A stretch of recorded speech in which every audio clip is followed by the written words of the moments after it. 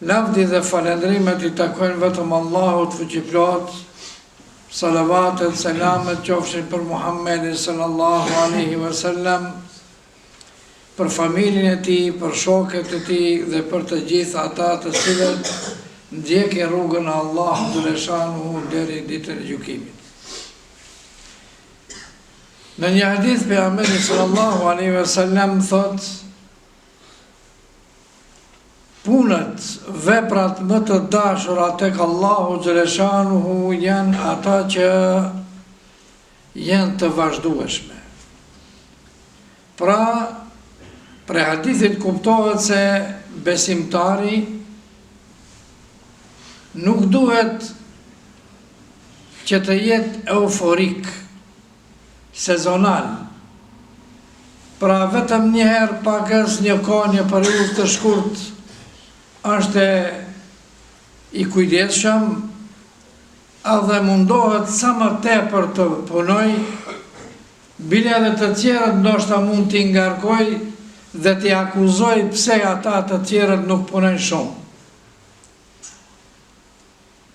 Sipas hadithit pejgamberit sallallahu alaihi wasallam kuptohet se Allahu xhaleshanuhu I don ata njerëz të cilët janë stabil, të vendosët.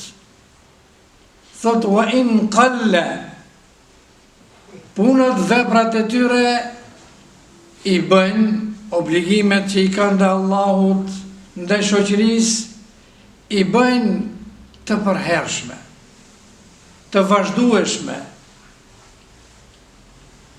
Wa in qall, po edhe nëse mund të jenë të pakta. Pra nuk bën shumë namaz, por 5 kohë namaz I bën. Nuk agjeron shumë, por muajin e Ramazanit e agjeron. Edhe me përkushtime agjeron. Kjo nuk do të thotë se nuk duhet shkojë më lart, por hadithi tregon se nuk duhet të bëj sezonalat, po të bëj me vëmendje, me bindëshmëri, edhe me atë se e ka obligim nga Allahu xhaleshanuhu dhe me përkushtim të bëj. Ndërsa në një hadith tjetër pejgamberi sallallahu alaihi wasallam thot: Allahu fuqiplot e do që robi I tij kur t'i bëj veprat apo punët t'i përsos ato. Pra jo shkeleshko. Ja për shembull, unë flas për veten time, shembull kur e falim namazin, mend nuk e kina atë. Duhet mundohena që mend t'i mbam në namaz. Shembull kur t'jemi dikush do të se di valla çka të bëj unë kur I rrej pra. Edhe kuptimin nuk e di. Mendoje qëndrimin tënd para Allahu xhaleshanuhu ditën e gjykimit se sa I rëndë të.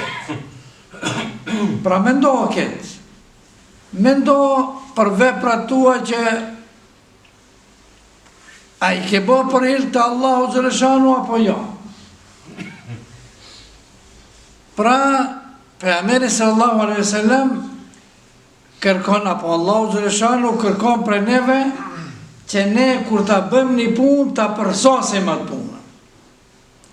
Që për fat keq në kohën e sotit, se më herët muslimanët kanë qenë më ndryshe, por në kohën e sotit muslimanët dallohen me atë se nuk I bëjnë punët ashtu si duhet.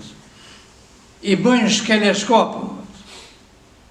Jo, kërkohet prej neve që ta përsosim atë. Pra e merr një drejtim ta krysh, duhet ta krysh me përkushtim. Edhe të mundohesh që të zbulosh diçka ti. Se nëse e bën një gjë të tillë, atëherë Allahu xhaleshanuhu është I kënaqur me ti. Atëherë misionin të cilin Allahu xhaleshanuhu ta ka dhënë ti e kryen.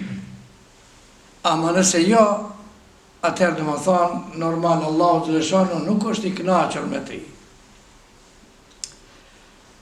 Do të asjellin një shembull, kjo shembull normal, ama shumë shembull dhe më thonë që i përshtatët tepër realitetit. Një person pa qenë punëtor të një pronar i cili është marrë me ndërtimtari. Edhe ki normal një kohë shumë të gjatë ka punu të kaq. Edhe pas një kohë lodhët shumë edhe kërkon për ati pronarit, thot, a ka mundësi që të ma përshleje del në pension? Se me të vërtet shumë i lodhët qëmë. Ka lodhë shumë puna. A i thot gjobe, vazhdo, thot, se më duhesh, edhe insiston në më thonë pronarit që a i të vazhdoj. Ki insiston që dale, edhe pronari që të jep një shembull shumë praktik, që duhet marrë mësim prej asaj, i thot po mirë, thot, aj po pajtohem, por me një kusht. Thot, cili është aj kushti? Kushti është thot, që të më ndërtojsh një shtëpi, edhe me qelsat ndorë. E po mirë, thot, edhe ki qif, me mendin e vetë, thot, në shpejtësi, dhe po edhe dalë pension. Edhe ja fillon shpejs, as armaturën si duhet, as betonin si duhet, as murnat nuk i driton si duhet, as dritarët, kretë shkele shko i bon.